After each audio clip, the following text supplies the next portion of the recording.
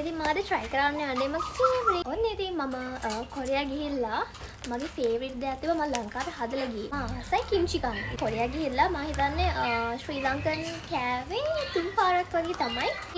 කිම්චි කියන්නේ ලංකාවේ අය ගොඩක් ආසයි කිම්චි කන්න. ඒනට ලංකාවේ තියෙනවා කීල්ස් වල තියෙනවා. ස්පා සුපර් මාකට්ස් වල තියෙනවා. තියාගෙන කන්න පුළුවන් හදපු එක. ඒ වගේම මම ගෙදර කොරියා යන්න කලින් හැදුවා කිම්චි ලුනා පීච් ලුණක් දාලා තිබ්බා රෙසිපි එකේ. ඒකෙන් තමයි මම try කරලා බැලුවා. ඒකත් රසයි. අපි ගෙදර ආවට පස්සේ කෑවා.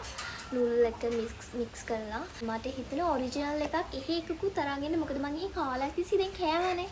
ඉතින් මට ඕන නම් මෙහෙදිත් කන්න. ඔරිජිනල් කොරියන් ඔතෙන්ටික් කිම්චි එකක් තමයි මම ගෙනාවේ. try කරලා කිම්චි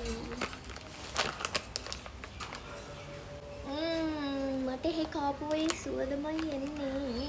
මේව තාම කපලා නැහැ. කපලා නැහැ. අපි කපාගෙන කන්න ඕනේ. එහෙත් එහෙමයි ලොකුවට තියෙන ඉන්න අපි කපලා තමයි කන්න ඕනේ.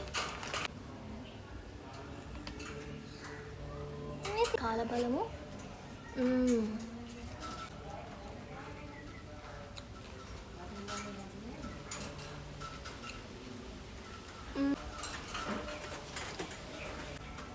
කාලා තියෙන අය දන්නවා.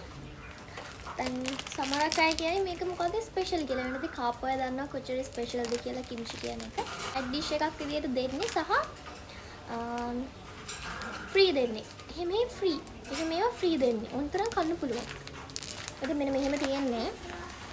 අපි කට් කරගෙන තමයි කන්න ඕනේ චුටි චුටි පීසස් වලට.